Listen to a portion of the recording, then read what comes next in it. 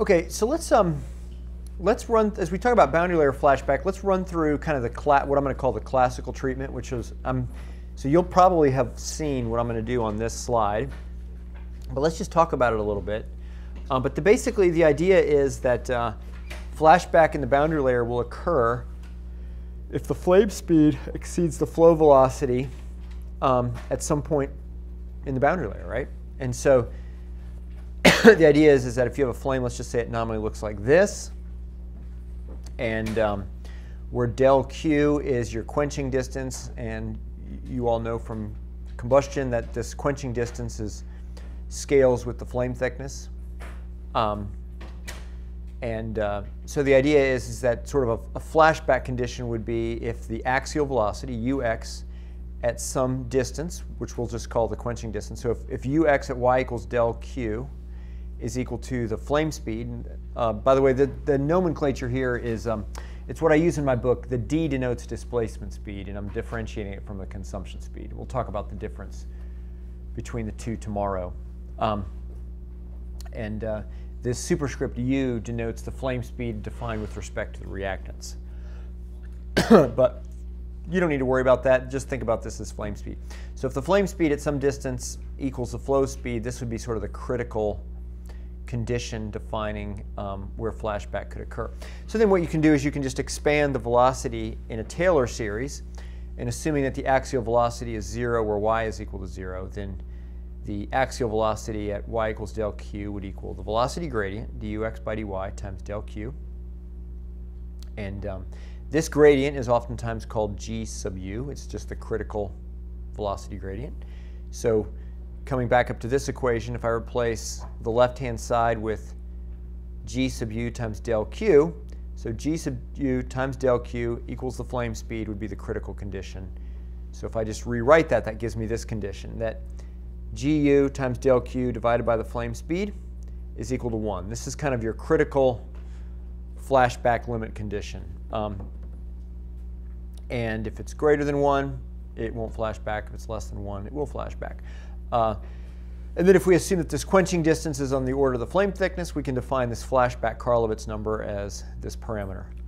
All right, so this is basically classical treatment for scaling blow-off limits. And this is a very well-validated approach for scaling flashback limits, right? So I went, just to demonstrate this idea, here's some classic data from the literature, where what they did was they calculated, well, they measured, they took an open Bunsen flame, and they looked at methane air flames, and they calculated the critical velocity gradient as a function of the equivalence ratio of the reactants. They also changed the reactant temperature. So T superscript U, this is, the superscript denotes unburned, or the reactant temperature. So what this shows you is that for a given temperature, the critical velocity gradient is highest at a stoichiometry, and as you move off of stoichiometry, that critical gradient drops, which means it's easier, it takes less of a gradient. And as you go up in temperature, the critical velocity gradient goes up. So it becomes harder and harder to not flash back. It takes more and more of a steep boundary layer profile. So now if you just take, this is just raw measured data. And so one of the beauties that all of you in this room have that really didn't even exist 10 years ago was, what people used to do is they would just do kind of an empirical correlation to kind of correlate this. What you can actually do now is you can use physics-based calculations, right? You can use ChemKin, right? And take ChemKin, use a detailed kinetic mechanism of methane and air, go in and you can calculate how the flame speed varies with the equivalence ratio and how it varies with T unburned, how does the flame thickness. And I've done that here. So I took those conditions, I ran them through a detailed calculation, and that's down here. And so now the solid lines here denote the methane data. I also dropped on some propane data, which is the dashed line. And the y-axis is that flashback Karlovitz number. And now what I also did was, you'll note that delta F, I put a naught on the superscript. That denotes unstretched. And all this, by the way, I'm using the same nomenclature as in the textbook, which you have. This would be the flame speed the unstretched flame speed. And one of the things you'll notice is there's an order of magnitude variation in this velocity parameter in the raw data, but when you collapse it, in fact, the data shows that it pretty much captures, it's got the right physics, right? This classical treatment has the right physics because flashback is occurring essentially at a constant Karlovitz number, right around 0.5. Flashback Karlovitz number, 0.5. The propane data suggests maybe it seems to be rising. It's not constant. This is probably an additional stretch effect. We'll talk about that a little bit later. But by and large, still, you can see that using this idea, you can scale data over a range of preheat temperatures, over a range of stoichiometries, and even with 2 different fuels. So again, this is a really nice thing that you can use modern chemical kinetics, so you don't need these semi-empirical correlations to scale this kind of stuff. Well, now let's just back up for a minute here. And we didn't talk about it, but in reality, this classical treatment neglects 2 effects. First of all, it neglects the effects of heat release. Then it neglects the effects of stretch. So let's just talk about what those 2. So first of all, stretch. What does that mean? Well, presumably the flame is going to be, it's in a region of high shear, and so the flame it's not unstretched. It's a stretch flame. And it's also potentially curved. You know, I drew what I thought the flame might look like. You know, that looks like this, and then as it starts to feeling the wall, the flame speed slows down, so it curves back around. So it's going to have this positively curved region. So the flame will be stretched. So the flame speed, if the flame is stretch sensitive, the flame speed is going to change. We'll talk about that a lot tomorrow. Also, why would heat release why does this analysis neglect the effect of heat release?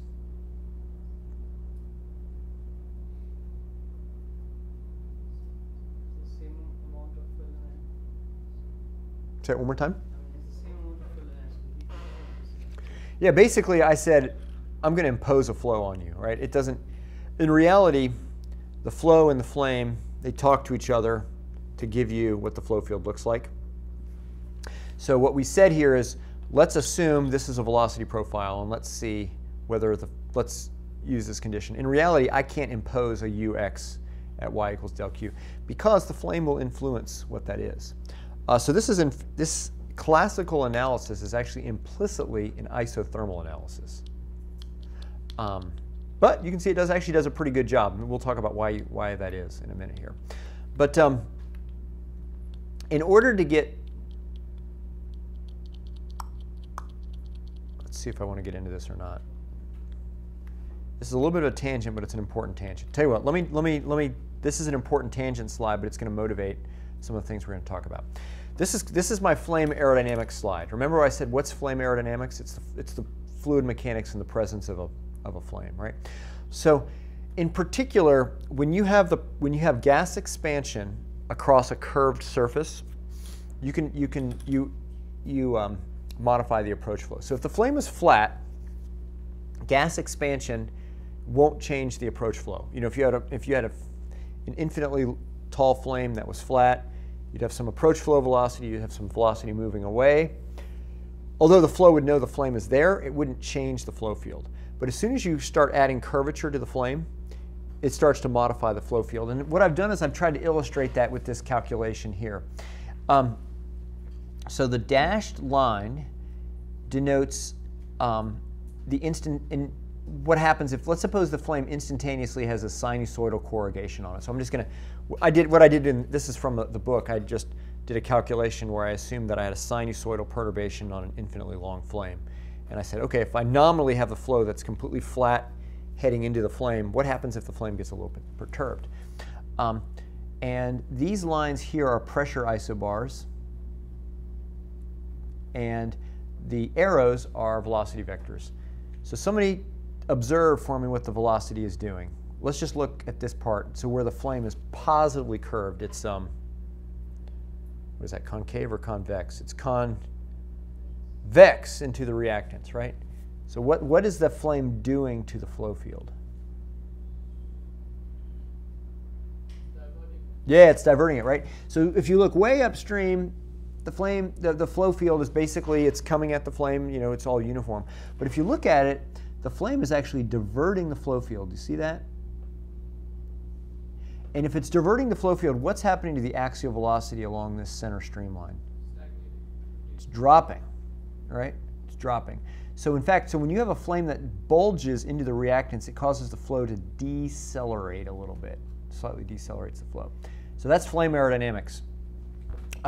Opposite happens if you have the flame being concave to the reactants, is that you can see how it sort of focuses in, and therefore it's got to accelerate. So if I were to draw the pressure along this line, and if I were to draw the velocity along this line, that's this plot here. The velocity goes like this. The velocity drops, where 0 denotes the flame position. The pressure rises. And these two go together, right? For the flow, this is just Bernoulli equation, the momentum equation. If the velocity is slowing down, the pressure has to be rising, right? Because it takes a force. It takes an adverse pressure gradient, or it takes a force to retard the flow. So these two are just two sides of the same fact. So what that tells you then is the flame is actually looking like it's back pressuring the flow, right? It's back pressuring it, and it's imposing an adverse pressure gradient wherever it's convex into the reactants, and it's imposing a favorable pressure gradient wherever the flame is concave to the reactants. Well, let me just kind of give you a little sampling of what can happen. Well, if in a boundary layers don't like adverse pressure gradients, right? So in fact, if you have an adverse pressure gradient in the flow, it can cause the flow to separate. So what can happen is, and I will show you does happen, when you have this kind of situation, this flame can actually cause the boundary layer to separate. And what's this velocity field going to look like if the boundary layer is separated? Yeah, I'm going to get the flow going backwards, and then it goes like that, right? Pretty interesting. Let me tell you what, let me just jump ahead here. Jump ahead to this slide, 13.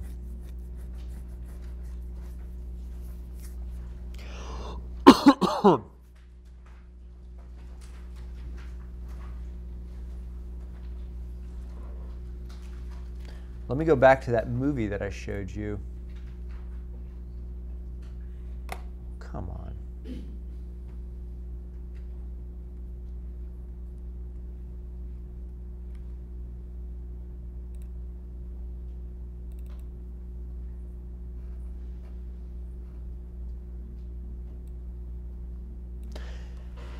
So there are velocity field measurements, okay? So hold on, let's go take this thing back. Let's pause it, bring it back.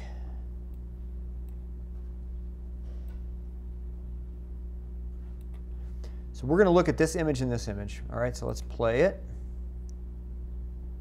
Okay, so there comes the flame. The flame is propagating down this boundary layer. You can see that curved front that we talked about. There's where the luminosity is, so that's telling you there's heat release.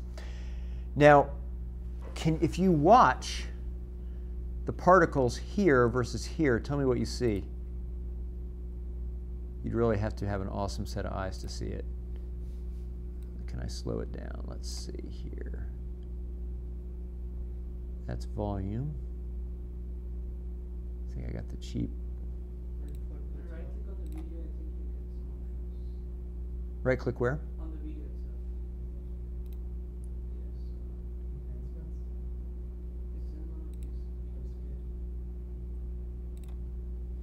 Yes. Cha-ching.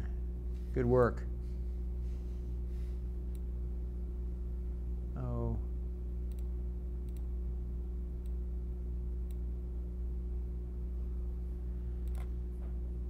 Try that.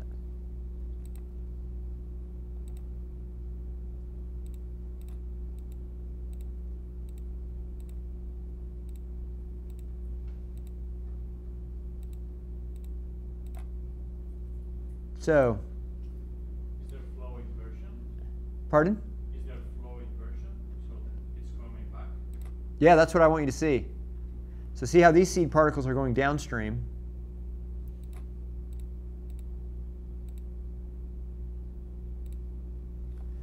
Well, tell you what.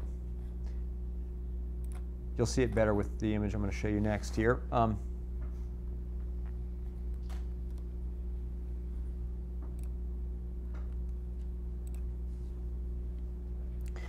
what I did was I took this data, I took that data and I drew the streamlines, and I also drew the separated flow regime. So actually in that box right there, the flow is going backwards. So this flow is, in fact, instead of going that way, trying to push the flame out of the thing, it's actually going that way. So what's it doing? The flow is actually sucking the flame into it. So this is an example of flame aerodynamics, how you can't, if you just thought about the flame or you just thought about the flow, you would not be able to understand this phenomenon. The flame trips the boundary layer, decelerates it, and so the boundary layer is actually pulling the flame back into the tube. So let me go back now. So that's really interesting. That is a gas expansion effect. You can't understand that if you assume isothermal, right?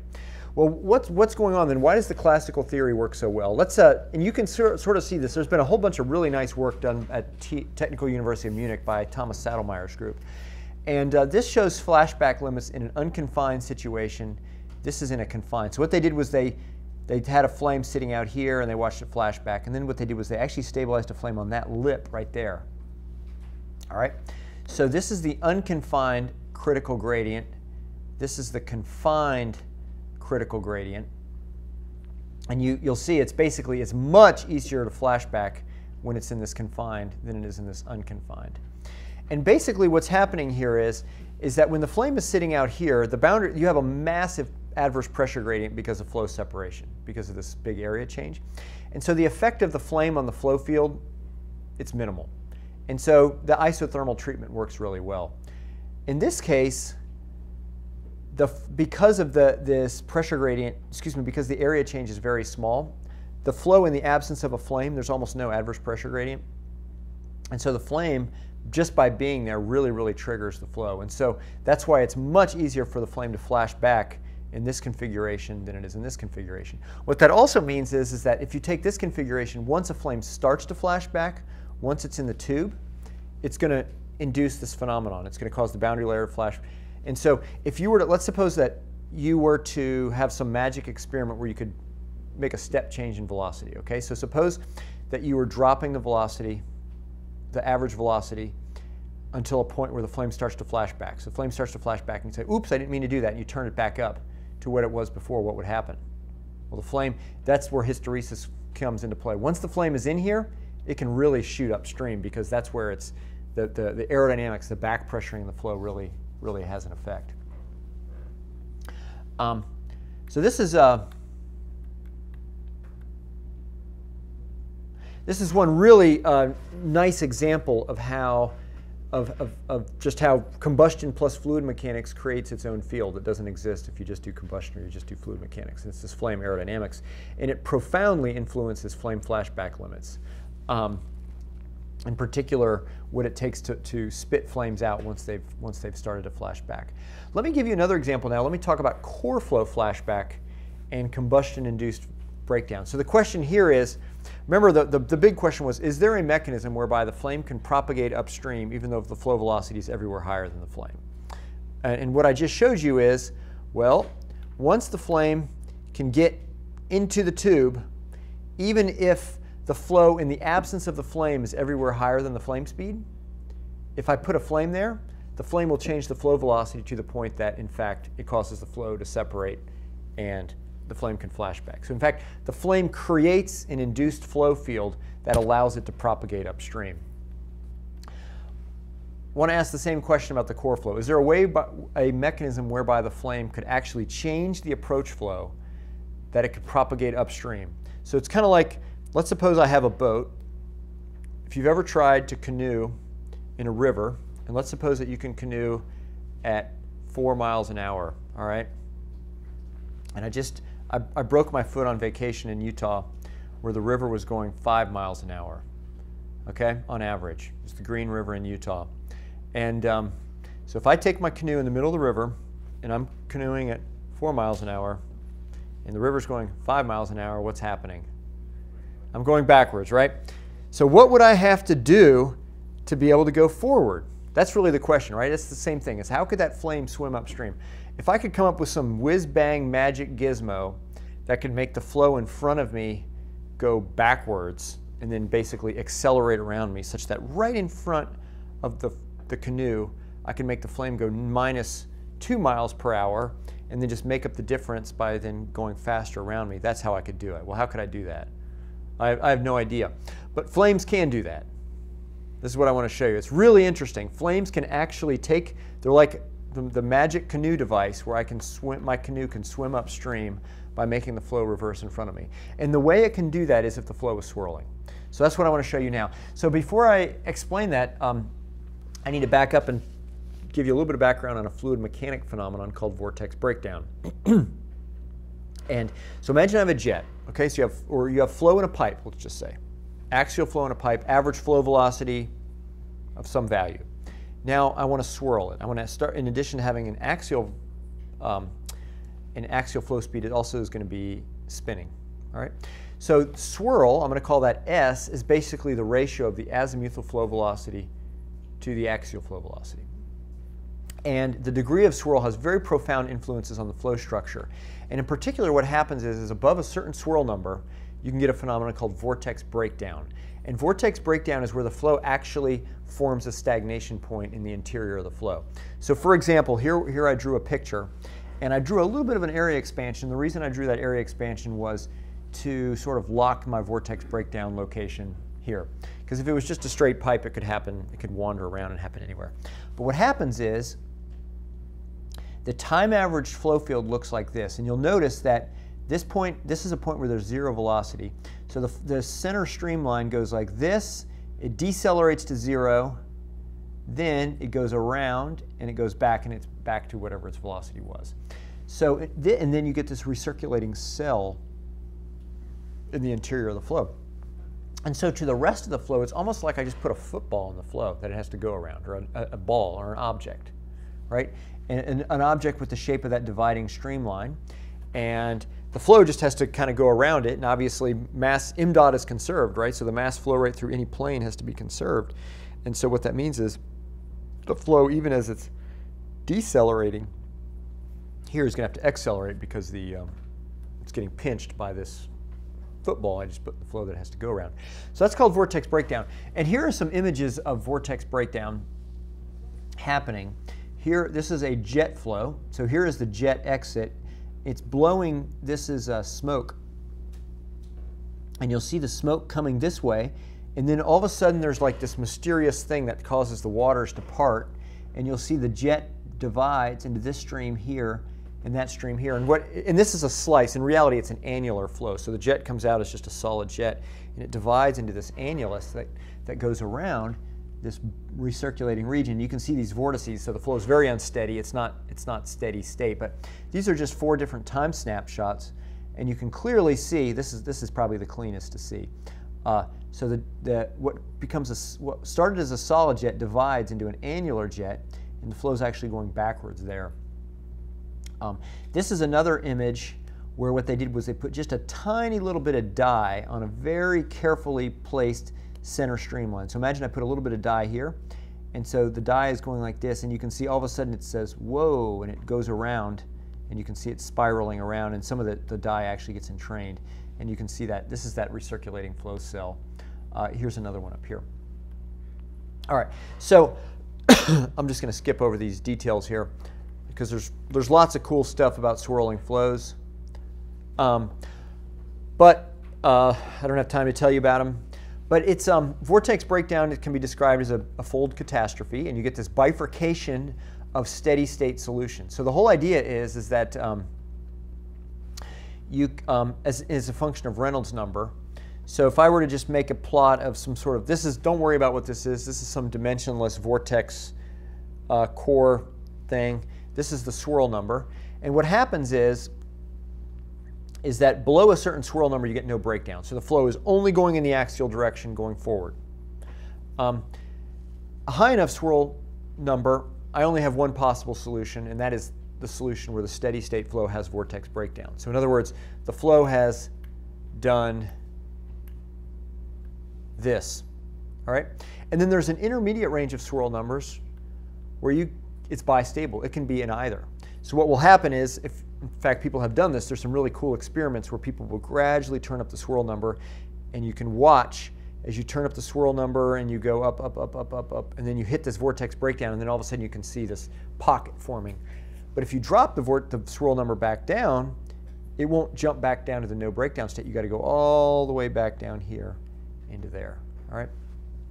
Now, it turns out that combustion systems, not on purpose, these poor designers, we've learned a lot about vortex breakdown. They're generally designed to operate sort of in this bistable region where there's either vortex breakdown or no vortex breakdown.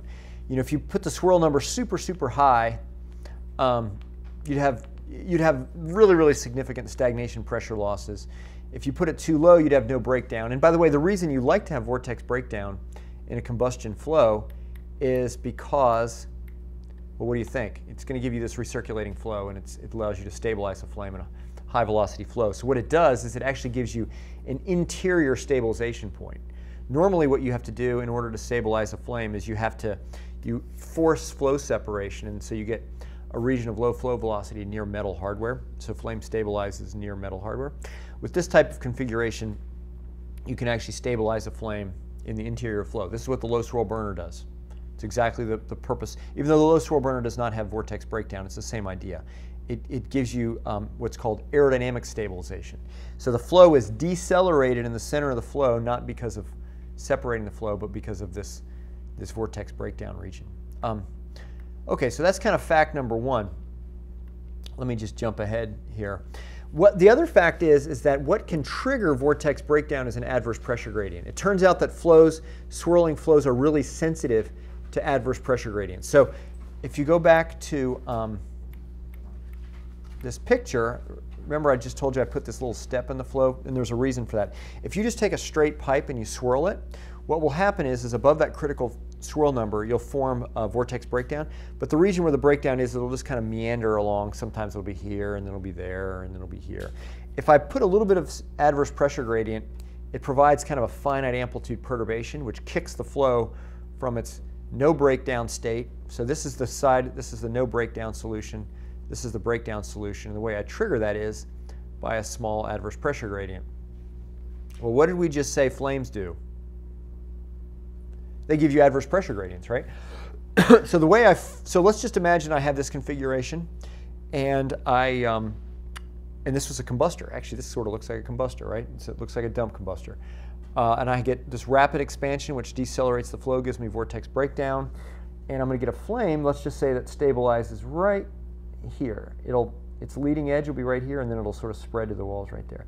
Well, it's a curved flame. It's convex to the reactants. Convex flame to the reactants cause adverse pressure gradients, right? So what can that do? Well, that can cause, right now the vortex, this is kind of the stagnation point.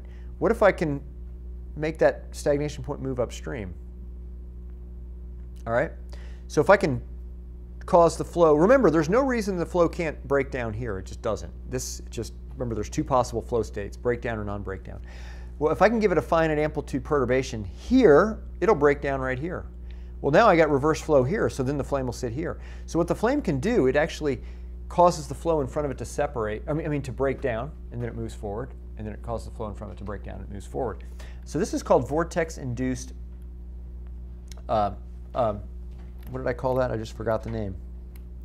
Combustion-induced vortex breakdown. This is the term Thomas Saddlemeyer. And so the idea is that combustion is responsible for vortex breakdown. So this is totally analogous to my magic canoe device. It makes the flow in front of me actually not even just slow down, but it makes it reverse. And so then my canoe goes forward, and it makes the flow in front of it reverse, and on and on and on. And so this exact phenomenon is observed, and so you have to, when you design swirling combustors, you have to pay a lot of attention to this, is to be careful with designing it, not such that, because the question is, it may be possible to have a steady state solution where the flame sits here and you have this aerodynamically stabilized flame, but once the flame starts to move upstream, it can actually, well, you can see the picture here, it basically causes an adverse pressure gradient which decelerates the flow and on and on and on itself. So that's a really interesting way in which, if I could just go back to my flame aerodynamics slides. If I go back to my aerodynamics slides, I just gave you one example how flames can lead to flow separation in boundary layers. Swirl flows, what they can do is they can actually lead to vortex breakdown. And both of these can materially impact flashback limits. So the whole idea is flames and flows, when you put them together, you get new phenomenon that's not present with them absent.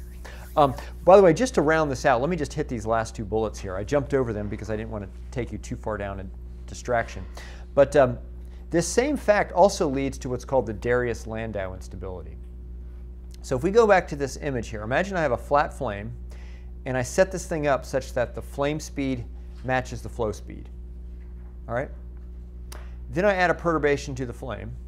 So everywhere, so this flow velocity, this approach flow velocity, what I called ux naught, that's going to equal the flame speed. All right? Now imagine I add a little disturbance on the flame. What's going to happen? The flow speed dropped here, but what's the flame speed? It's SL, which is now greater than the flow speed, right? So the flame is going to propagate in this direction. What's going to happen here? Yeah, now the flow speed is greater than the flame speed. The flame's going to get pushed that way. So this is why flat flames that propagate at constant speeds are intrinsically unstable. It's not possible to make a flat premixed flame because any disturbance will be amplified by this mechanism. That's what this last bullet is. Classic flame instability called the Darius Landau instability. One last example of flame aerodynamics that I want to leave you with is triple flame. So how many of you know what a triple flame is? Okay, so a triple flame is when you have a, let's just say you have a jet of fuel exhausting into an ambient of air. So nominally you'd have a non-premixed flame, right? But if the flame lifts, hold on, do I have a slide on this? Let me just make sure I don't have a slide. I don't. Okay, anyway, if the flame lifts, what can happen is, because there's too much scalar dissipation, you get a little bit of premixing of the fuel and air, right? And so in fact, you can get a premixed flame out in front of the non-premixed flame. So on the fuel side, you'll have a rich premixed flame. On the air side, you'll have a lean premixed flame. Let me draw a picture.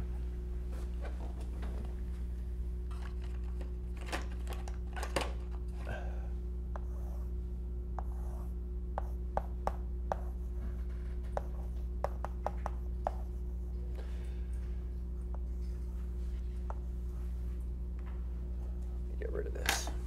Tell you what, I won't draw the other half. I'll just draw the detail. So if I have air and if I have fuel, if the flame lifts, what happens is there's a certain amount of fuel-air mixing, and so I get a rich premixed flame branch here. I get a lean premixed flame branch there, and I get a non-premixed flame branch there, right? In this flame, what will happen is it will extend out. The equivalence ratio, as you move farther this way, it's going to be going higher and higher. And at some point, you hit the rich flammability limit. So the flame will peter out. But what you have here is a curved front with gas expansion, right? So what that's going to do is it's actually going to decelerate the flow. And so there's been a bunch of work to characterize, well, where is the flame? Where do these non-premixed flames stabilize? You might say, okay, well, this is going to be phi equals 1. So you can calculate what's the flame speed at phi equals 1. The flame should sit where the flow velocity matches the flame speed at phi equals 1. But in fact, the flame can sit in a region of even higher flow velocity than that. And the reason for that is the flame actually causes the approach flow to decelerate. And so again, the flame decelerates the flow. So the flame could sit in a region where the nominal flow velocity, in other words, the flow in the absence of the flame, is greater than the flame speed. So that's my fourth example of flame aerodynamics, all of which are really, really interesting. And the whole idea is that it's probably intuitive. The flame makes its own flow, right? You know, when you got a big gas expansion, the flame's going to make its own flow. But it can have some really significant impacts on things like, where do non-premixed flames stabilize? Really important question if you're designing a non-premixed system. On when are you going to get flashback in the boundary layer? When are you going to get flashback in the core flow? What are the natural instabilities in flames that cause flames to spontaneously wrinkle? Does anyone have a question? I have a lot more material here than I had time to get through.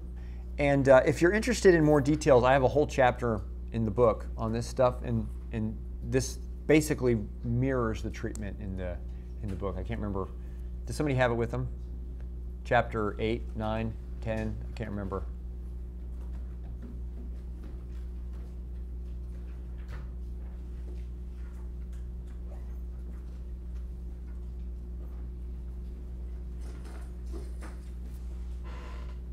The table of contents. Page 9 is flow flame process. That's flame stabilization. What's 11? 11 is response flame dynamics. Okay, so I guess it's in 9.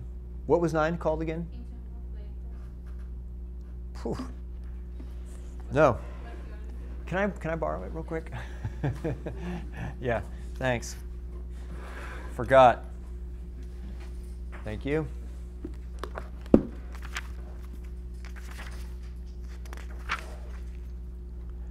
Uh, 10. Flame stabilization, flashback, flame holding, and blow off.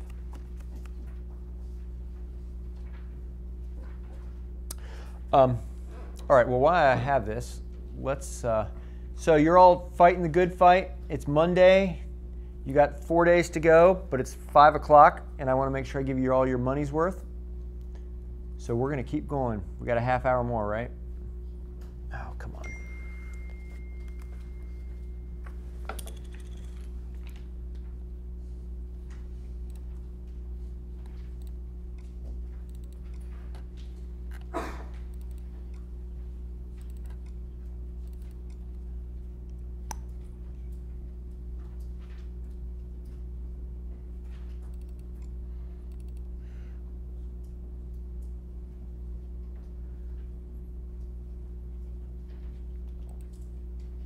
Okay, so now I want to, what I'm going to talk about is going to mirror chapter 9, which is internal flame processes. Thank you, I'm done. So I want to talk a little bit now about flame stretch. What happens when a flame is I've alluded to it, but when a flame is curved or an inhomogeneous flow. What happens when a flame has an edge? You know, like for example, this flame has an edge right there. And clearly the flame in this region right here in the separating boundary layer, it's going to be in a region of high shear. So as I'll show you, that leads to flame stretch. And then all these have really important implications on things like flame stabilization, is where can flame stabilize. So again, we're going to go relatively quickly through this stuff. But let's just kind of tee off, to motivate the discussion. I want to talk about flame stabilization and flame blow off. And this is almost the inverse of the flashback, right? Is that flames flash back when the flame speed is greater than the flow speed anywhere. So in order for a flame to stabilize, to not blow off, you need a point where the flame speed can match the flow velocity. If the flow velocity is everywhere greater than the flame speed, the flame's just going to move downstream and it's going to blow off. So now flame speeds are always much lower than the average flow velocity in any kind of practical device. You know, a kind of a practical device like an aircraft engine, you might be talking about, you know, 100 meters per second, 50 meters per second, something like that, way above the turbulent flame speed or laminar flame speed of any kind of real flame. So that means you're going to need a lower flow velocity region. And so typically, where does that flow velocity region found? Well, you can have a region that's aerodynamically decelerated. So VBB means Vortex Breakdown bubble. That would be present in a swirling flow, which is why swirl flows are so ubiquitous in flowing combustor applications, is because they automatically give you a region where the flow reverses itself. It also, the other place you can find is in a region of high shear, right? So, you know, in a boundary layer, you know, in a boundary layer, the velocity clearly it goes to 0 at the wall, but it's going to come off of 0 near the wall. And so, but that also means is that typically you're going to have it in a region of flow separation. You know, so a region where the flow is separating and where you have high shear. These would be regions where flames would stabilize. So as we talked about, that's going to motivate the discussion of, well, what does shear, what is having inhomogeneities in the velocity do to the flame? What do they do to the flame structure?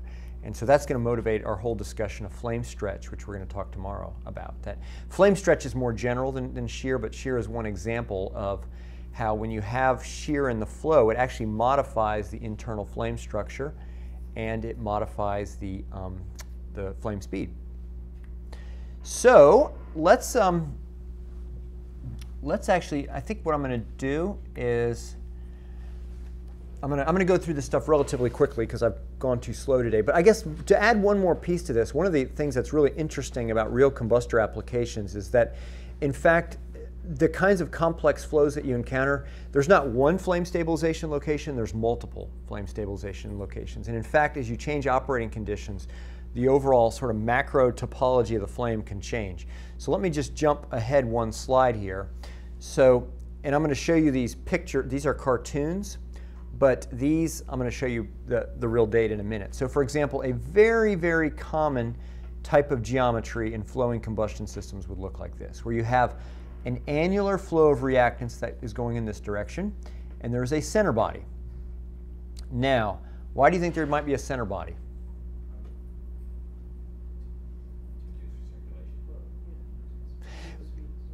Yeah, and well, the other reason is in many cases, well, the reason, I didn't tell you, but this is a round geometry. This is a slice through an axisymmetric geometry.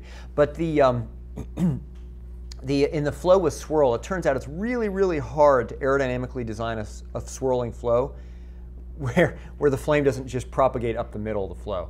Basically what's happening is it's really, really easy, unless you pay super, super careful attention, for you to get for vortex breakdown to cause reverse flow along the center line. So the easiest way to deal with that is just to put a center body in the flow, and then you don't have to deal with that. And it's much, much simpler to sort of design the overall aerodynamics of the flow so that you don't get vortex breakdown, which is what we talked about before. So when I talked about vortex breakdown before, I didn't mention that, but it just turns out that just practically super hard to not get reverse flow on the center line. So I got the swirling flow, there's this center body, and now if you kind of decompose this, you'll think, okay, I got a shear layer on the outside. Unfortunately, I took this off so you could see it, but imagine this is a pointer. Let's use the end of this red line as my pointer.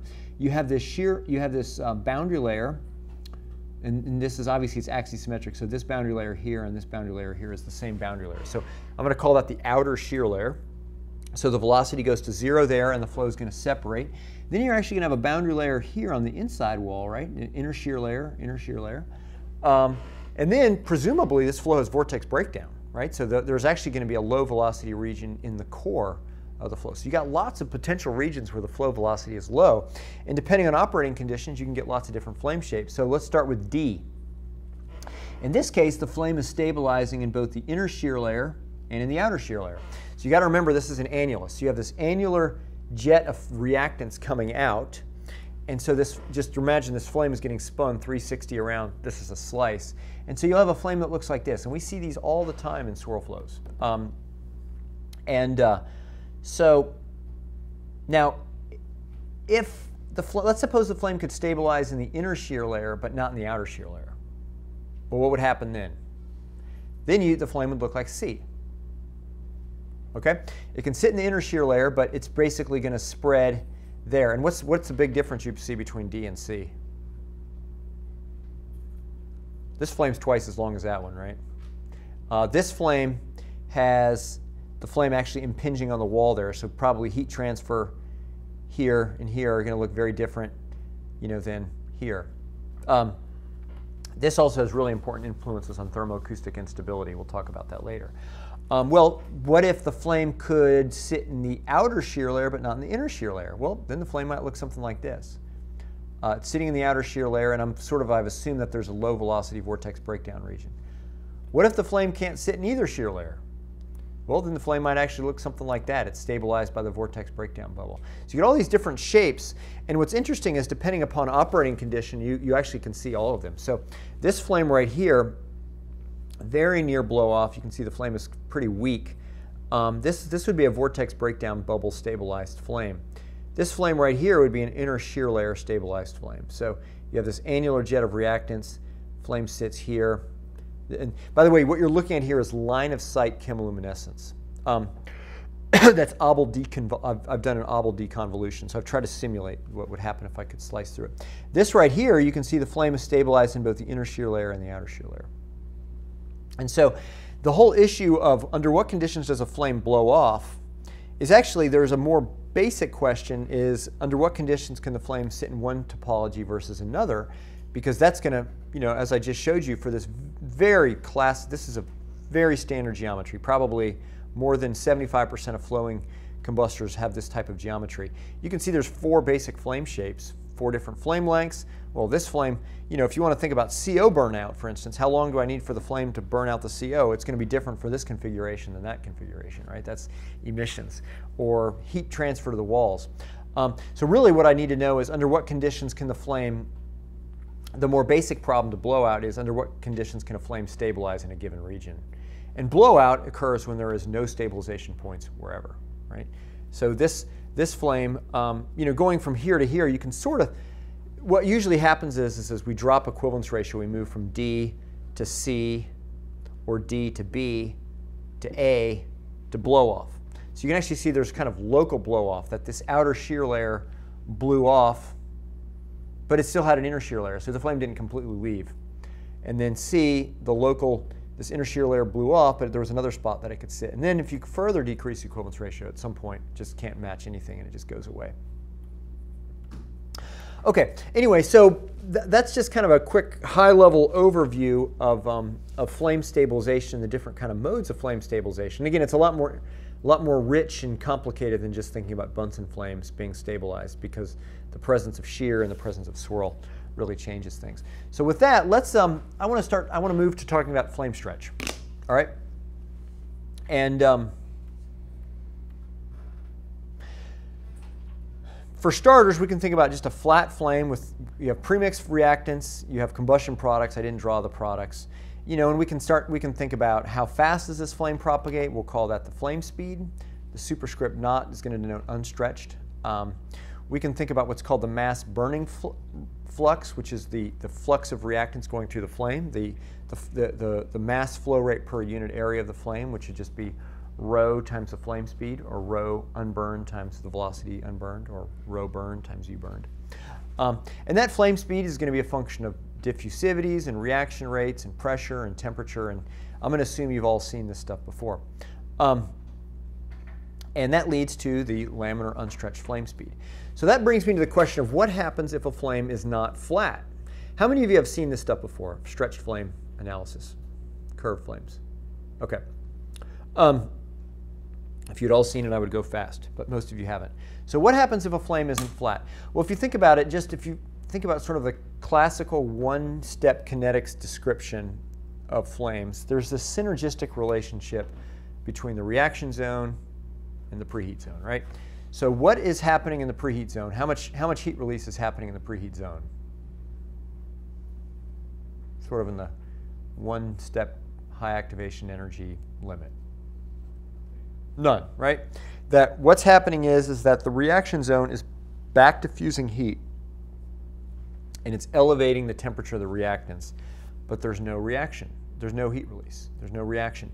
And that goes back to the assumption of high activation energy. That if you have high activation energy, what that means is that the temperature needs to be above a certain value to have a significant amount of heat release. But then it's extremely exponential, that a small change in temperature beyond that point can cause orders of magnitude increases in heat release. So what's happening is you basically have chemically frozen reactants, and the temperature is going up and up and up, and at some point you reach a temperature where that high activation energy, that e to the negative E sub a over RT actually becomes non-negligible, and bang, the reaction just goes up, shoots up by orders of magnitude, and all that heat release happens within a very, very thin region, and then you have hot combustion products flowing back.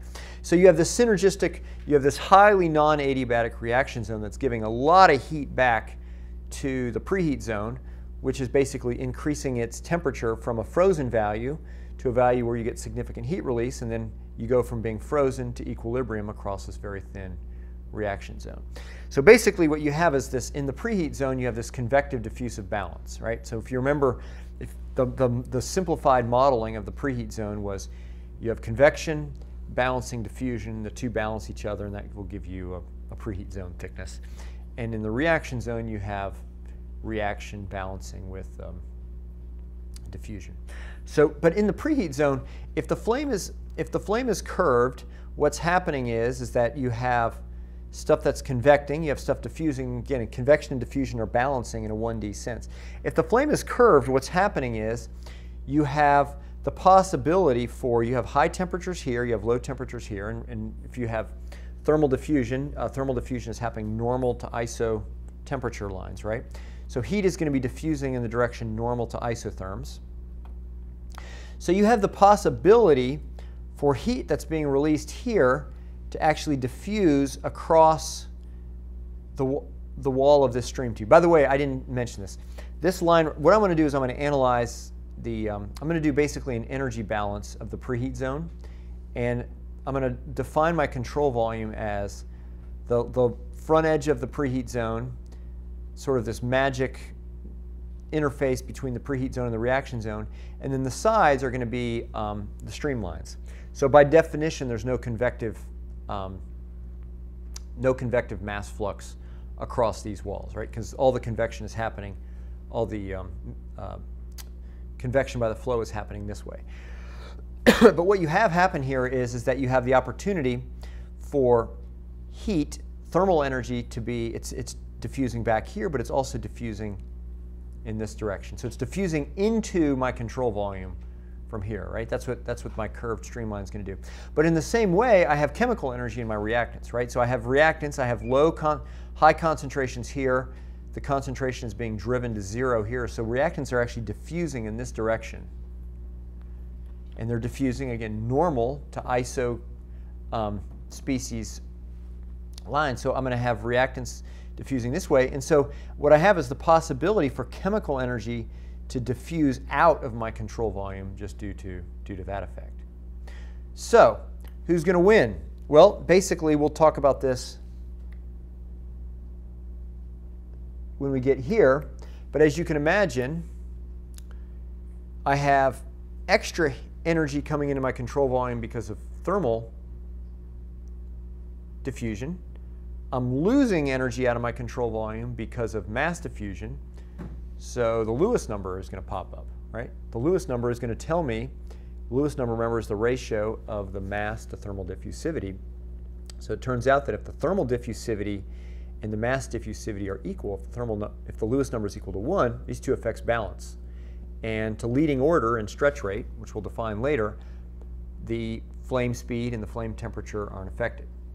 However, if the thermal diffusion is higher than the mass diffusion rate, I'm actually going to be increasing the energy in my control volume. What that's going to do is the adiabatic flame temperature, the flame temperature will be higher than the adiabatic flame temperature. And what that will also do is it will cause the flame speed to be higher than the flame speed of a flat flame.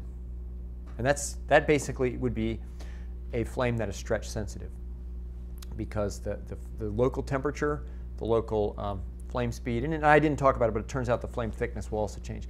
In contrast, if the mass diffusivity is higher than the thermal diffusivity, you're going to be losing more chemical energy than you're gaining. So in fact, when you do the overall, when you do all the analysis, you are losing energy from this control volume. So the adiabatic flame, the flame temperature will be less than the adiabatic flame temperature. The flame speed will be less than the adiabatic flame. The flame speed will be less than the unstretched flame speed. So that's what happens when a flame is curved, is you change the local burning velocity if the Lewis number is not equal to 1. Well, let's come to here. What happens if the flow field isn't 1D? Okay, so I just talked about what happens if a flame is curved. What happens if the flow field's not 1D? Well, let's look at this picture, and kind of a canonical problem of that is a stagnation flow. But you might ask, many combustion devices don't have stagnation flows. However, this is a nice canonical problem, but I'll just take my word for it that if you have a flame and a shear flow, the same thing happens. But if the flow field is not 1D, what happens now is, let's suppose that the flame is that the flame is flat.